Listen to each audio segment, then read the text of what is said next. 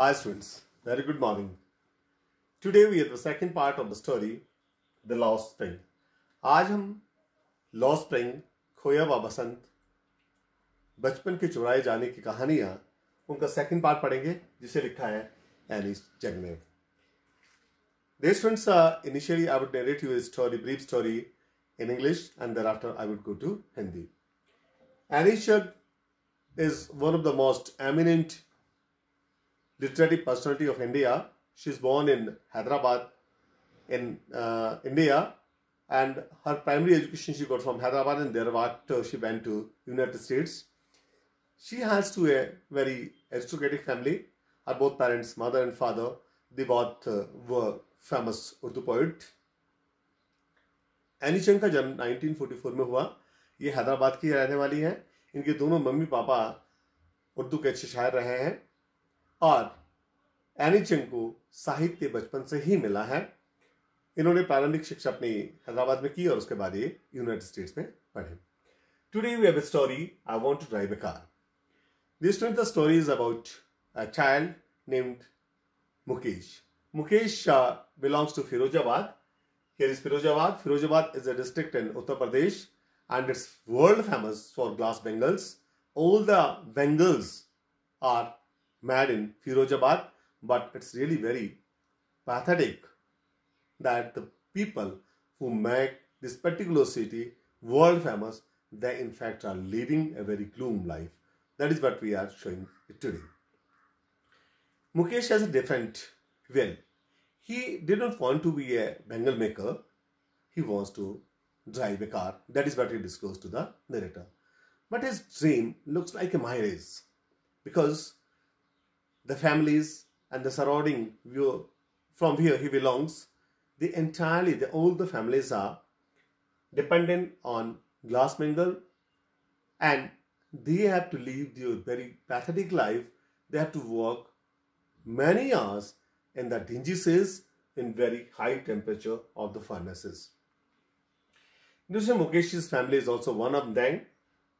Mukesh, from very childhood, and even many his friends, they have been working, they have been helping their parents to solder the bangles of the glasses and even to polish those bangles, and they always have to work within that atmosphere where either they have to work in a very high temperature, and at home they have only oil lamps and the light is very flickering. Mukesh's intimacy with Annie Chugg took her to his colony, to his residence. On the way, it was very stinking lanes, and many times, many places, she found a heaps of garbage everywhere. Mukesh, what he called his home, it itself was a very bobbly, a kind of hut, the walls of the hut were trembling, and there's hardly any roof over their head. It was very pathetic. When she enters the house, she found a lady was there. She was quite young lady, and she was the daughter-in-law of Mukesh's father or wife of his elder brother, and of course she was in charge of the three men, Mukesh, his brother, and their father. This she also met the grandmother of the Mukesh, and she knew that Mukesh's father initially worked very hard, even as a tailor, and then ultimately he became the bangle maker because he couldn't got enough money to educate his child or to make good life, to provide the good life, or to construct a good house. Very innocently, the old lady, the grandmother of Mukesh, informed the narrator that it was the lineage what God had created for them and how they could change their profession. Because she believed that whatever profession in which they have been working, that has been created by God for those people. And they work very hard over there. Everywhere in the street you would find bangles on the cart, bangles on the backyard. In every house, at every street, you will find bangles. As I told you earlier, Firozabad is entirely famous for bangles. These are the conditions of bangles which in different forms and different colors you will find, and they have been made by hand by the people or the craftsmen of Firozabad. Then ultimately she met a girl named Sabita, who is sitting by elder women over there who had married one, and Sabita is helping the girl, that lady, in soldering bangles. But Sabita hardly knew that those bangles are the symbols, auspicious symbol of Suhag, which ultimately she would knew when she would become bride after all. Then again she asked the question that why they didn't do some different profession, but they replied that they had nothing else to do.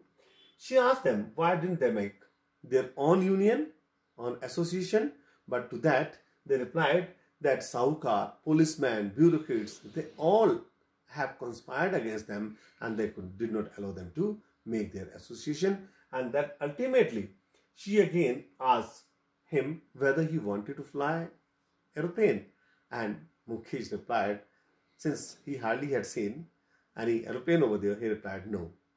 It clearly seemed that Firozabad had seen just few flights, especially during those times. This is what the story is all about Mukesh and his parents. प्यारे विद्यार्थियों, अगर हम कहानी की बात करें, ये कहानी मुकेश की है। मुकेश एक लड़का है जो फिरोजाबाद से संबंध रखता है। इसकी इच्छा है, I want to drive car, मैं कार चलानी चाहता हूँ। फिरोजाबाद एक शहर है उत्तर प्रदेश का, एक जिला है, जिला का मुख्यालय है, और ये दुनिया भर में मशहूर है कांच की चूड़ियां बनाने के लिए। यह मुकेश नाम का लड़का थोड़ा सा अलग सोचता है, ये चूड़ी बनाने की नहीं सोचता बल्कि ये कार चलानी चाहता है। परंतु इस गरीबी के हालात में, जिस हालात में वो उसका परिवार रहता है, वहां इस बात का एहसास होना कि कोई बच्चा कार भी चला सकता है एक प्रकार से मारीज लगता है, एक झूठा सपने की तरह से लगता है।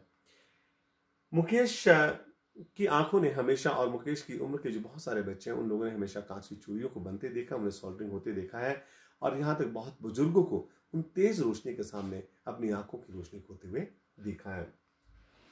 मुकेश और एनी चंग की जो इंटीमेसी हो जाती है, घनिष्ठता हो जाती है, अल्टीमेटली मुकेश उसे अपने घर ले जाने के लिए रिक्वेस्ट करता है और एनी चंग उनके साथ चली जाती है।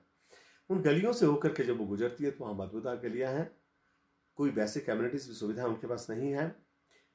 जिसे वो घर कहता है वो झोपड़ियां टूटी हुई दीवारों के खंडहर लगते हैं, छत भी मुश्किल से तरपाल के टुकड़ों से या किसी टीन के शीट से वो छतें बनी हुई है जिसमें से अक्सर पानी रिसता रहता है। वहां जाकर के एक महिला को देखती है जो बहुत नौजवान सी महिला है। ये मुकेश की भाभी है और 3 इसके घर में मर्द है। मुकेश इसके बड़ा भाई है और इसके पापा इन सबका ही घर संभालती है।